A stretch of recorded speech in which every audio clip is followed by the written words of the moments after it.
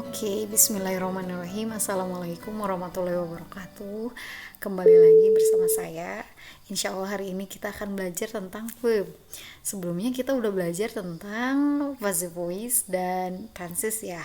Harusnya kita belajar verb ini sebelum belajar passive voice atau tense. Tapi nggak apa-apa, kita belajar hari ini. Oke, so what is verb? Verbs are the words in a sentence that describe the action of a sentence or that introduce the condition or state of someone or something in the sentence. Jadi verb adalah kata-kata dalam kalimat yang menjelaskan sebuah tindakan dari kalimat tersebut gitu, atau kata-kata yang menyatakan sebuah kondisi seseorang atau sesuatu di dalam kalimat itu. Jadi jelas ya, dalam bahasa Inggris kata kerja itu bisa merepresentasikan tindakan, bisa merepresentasikan kondisi gitu. There are two basic types of verb. Every sentence must have a verb. Of course ya, kalau dalam bahasa Inggris tidak ada verbnya, kalimat yang tidak mengandung verb berarti dia bukan kalimat gitu ya. Jadi merupakan bagian dari hal yang paling penting dalam kalimat verb itu. There are two basic types of verbs. The first is action and the second one is condition verb. Ya, seperti yang kita tahu sebelumnya. Ada action, ada condition, dan dua-duanya ini termasuk ke dalam verb gitu. Cuman nanti beda bentuknya aja. Contohnya kayak gimana? Yang action ya. Anna throws the ball. Di sini ada tindakannya yang jelas. Tindakannya apa? Melempar bola. Anna melempar bola. Oke, yang kedua ada introduction of a condition. Jadi pengenalan dari sebuah kondisi gitu ya, atau pernyataan dari sebuah kondisi. Contohnya, Trent is very sick. Trent sangat sakit gitu. Dan di sini kan tidak ada tindakan apa-apa ya dari Trentnya sebagai subjek. Di sini dia hanya menyatakan sebuah kondisi dari Trent yang sakit. Dua-duanya ini mengandung verb, cuman dalam bentuk yang berbeda.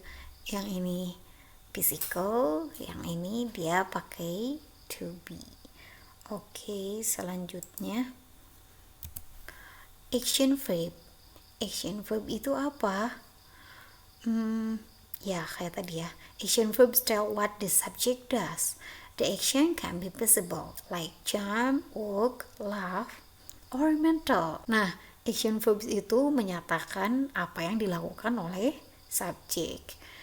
Dan tindakan, kata kerja tindakan atau action verb itu bisa terlihat atau enggak ya, itu secara mental. Contohnya kayak gimana?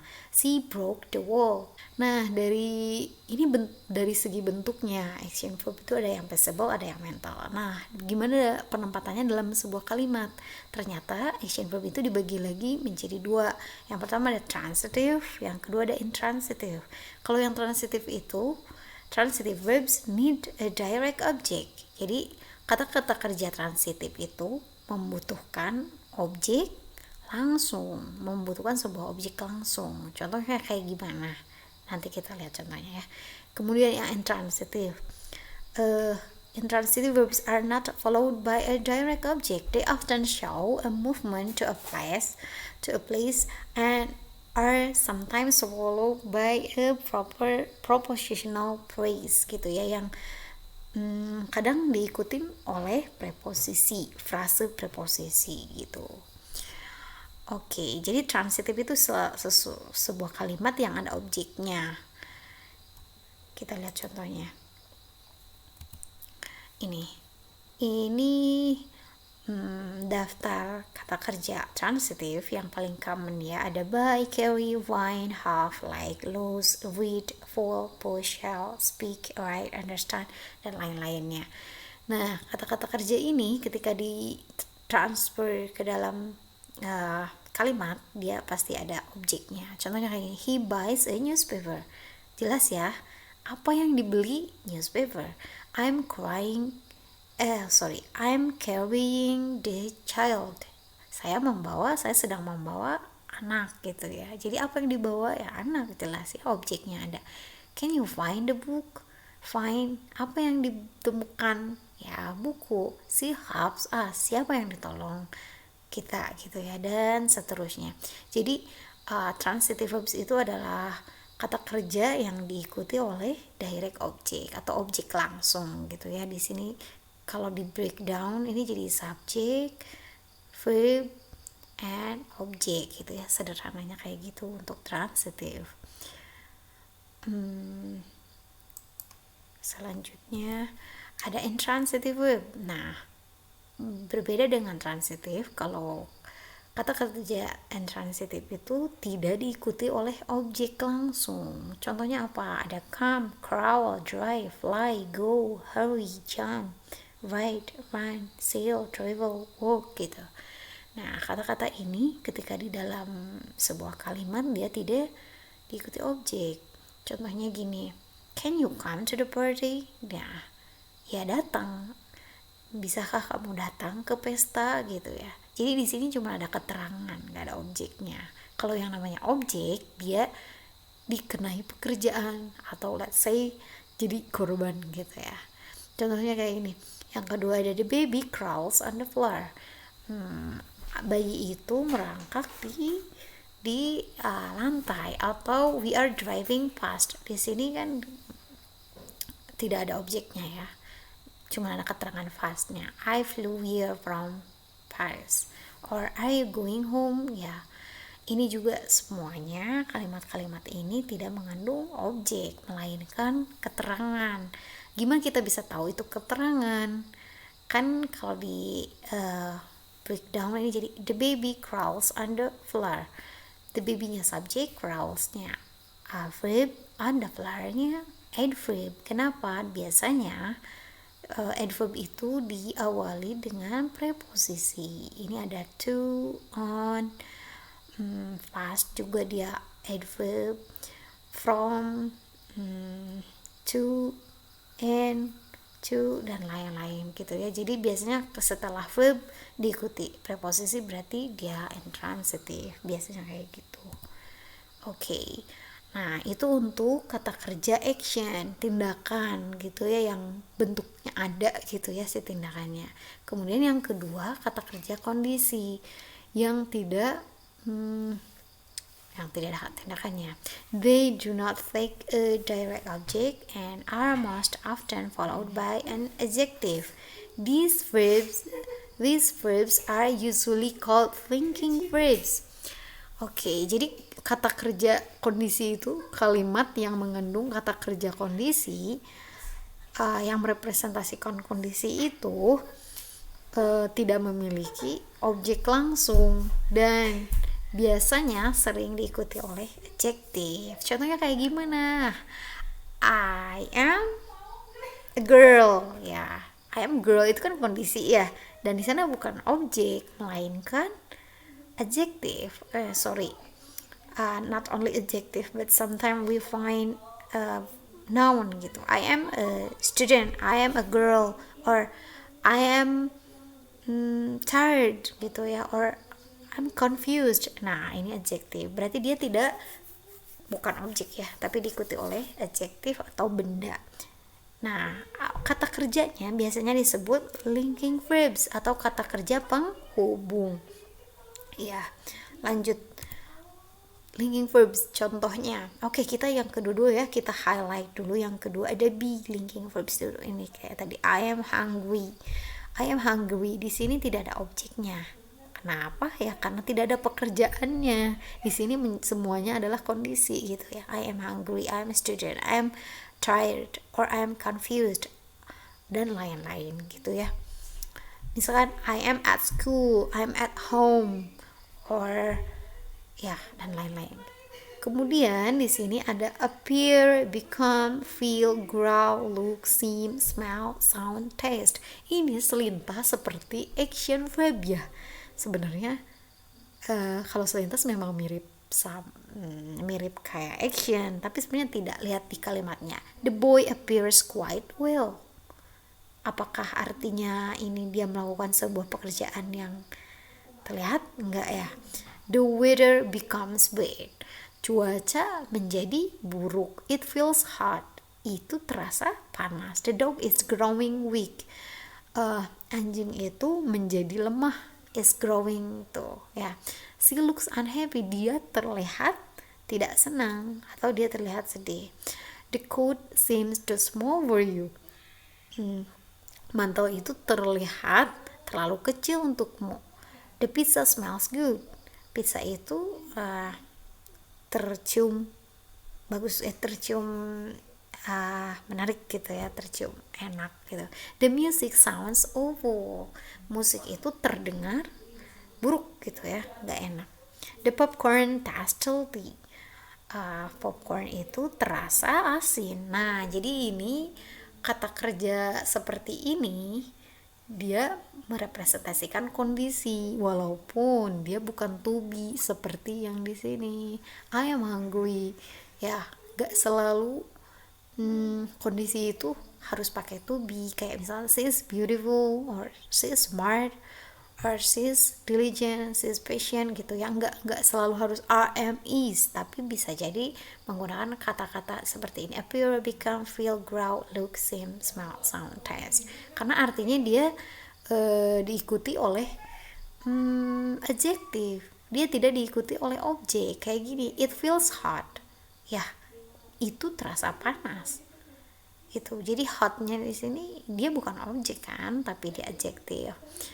Nah, kalau transitif itu biasanya dia di sini objek gitu, maka linking verbs ini tidak memiliki objek gitu ya. Oke. Careful, be careful. Some of the linking verbs have a second usage. Nah, beberapa kata kerja linking or linking verbs have a second usage. Bisa jadi memiliki fungsi kedua. They can be used as transitive verbs. Look at the example. Why gitu. Ternyata kata-kata kerja yang tadi itu bisa berperan sebagai kalimat transitif loh, tergantung konteks kalimatnya kayak gimana. Lihat nih linkingnya, his skin feels hot. Ini jelas ya, tidak ada objeknya kan, jelas ya, feels, setelah feels itu ada hot. Oke, tapi ini bisa jadi transitif kalau diikuti oleh objek ternyata, karena artinya juga jadi beda. Transitive verb, misalnya he feels a sharp pain.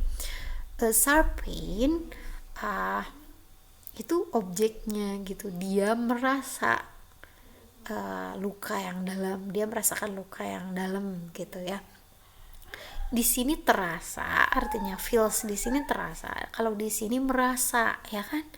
Nah, contoh yang kedua linking verbsnya, the sky grows cloudy, langit menjadi mendung. Nah, ini menjadi di sini kan kondisi ya, dan di sini juga diikutinya adjektif bukan objek. Tapi kalau di sini artinya we grow vegetables. Kita menanam sayur-sayuran. Jelas ya, sayur-sayuran itu adalah objeknya, apa yang kita tanam, sayuran. Tapi kalau di kalimat ini menjadi ya kondisi gitu ya, linking verbs. Tapi di sini artinya ternyata menanam, jadi tergantung konteks kalimatnya.